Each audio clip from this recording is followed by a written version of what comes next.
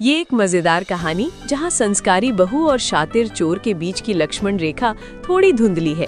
बनारस के एक बड़े से घर में नई नई बहू आई रिंकी।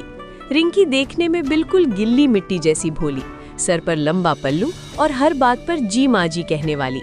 लेकिन रिंकी की एक बुरी आदत थी, जहाँ कोई चमकती चीज दिखी वो सीधा उसके ब्लाउज या थैली में। सास जी सुमन देवी ने मुंह दिखाई की रस्म रखी।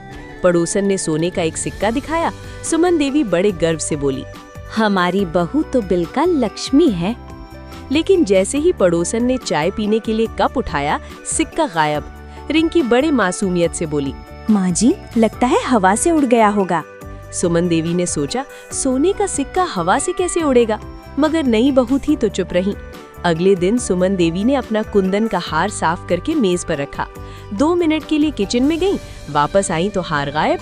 बहू, यहाँ एक हार रखा था। माँ जी, मैंने तो देखा ही नहीं, शायद कोई कबूतर ले गया होगा। हमारे शहर के कबूतर अब कुंदन पहनने लगे हैं। सुमन देवी समझ गईं कि बहू के हाथ थोड़े ज्यादा ही लंबे हैं। उन्होंने एक तरकीब लगाई। उन्होंने एक नकली हीरे की अंगूठी मेज पर रखी और उस पर सुपर ग्लू यानी तेज चिपकाने वाली गोंद लगा दी। सुमन देवी बाहर से चिल्लाई, अरे बहू, जरा देखना बाहर कौन आया है। रिंकी ने जैसे ही चमकती अंगूठी देखी, उसने तुरंत झपट्टा मारा, लेकिन जैसे ही अंगूठी पकड़ी, उसका हाथ मेज से चिपक गया। सुमन देवी कमरे में आई और लाइट जलाई। रिंकी मेज से चिपकी खड़ी थी। क्या हुआ बहू, मेज से इतना लगाव क्यों हो गया? माँ जी, मैं तो बस धूल साफ कर रही थी। धूल साफ कर रही थी या घर साफ कर रही थी? चलो अब निकालो वो पड़ोसन का सिक्का, मेरा हार। रिंकी ने रोते रोते सब उगल दिया।